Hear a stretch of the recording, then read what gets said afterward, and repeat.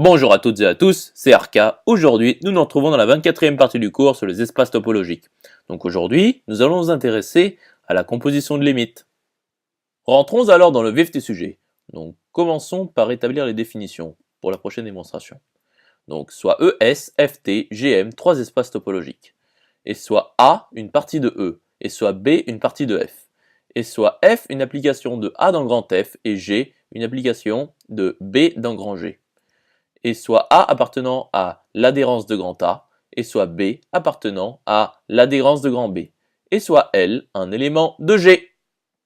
Démontrons alors que limite lorsque x tend vers A de f de x égale B et limite lorsque x tend vers B de g de x égale L implique que limite lorsque x tend vers A de g de f de x est égal à L. Donc pour tout voisinage V de B, il existe un voisinage W de A tel que pour tout x de E. X appartient à W intergrand A implique que f de x appartient à V. Et pour tout voisinage grand Y de L, il existe un voisinage grand X de B tel que pour tout x de grand F, x appartient à grand X intergrand B implique que g de x appartient à grand Y. Donc soit grand Y appartenant à V rond de L quelconque, c'est-à-dire un voisinage de L quelconque. Donc il existe un voisinage grand X de B tel que pour tout Y de E, Y appartient à grand X inter grand B implique que G de Y appartient à grand Y.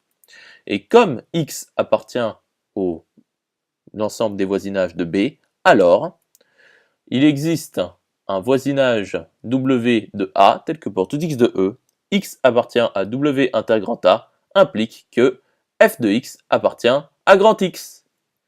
Donc pour tout X de E, X appartient à W inter grand A inter l'image réciproque de grand B par F implique que f de x appartient à grand X inter grand B qui implique que G de f de x appartient à grand Y.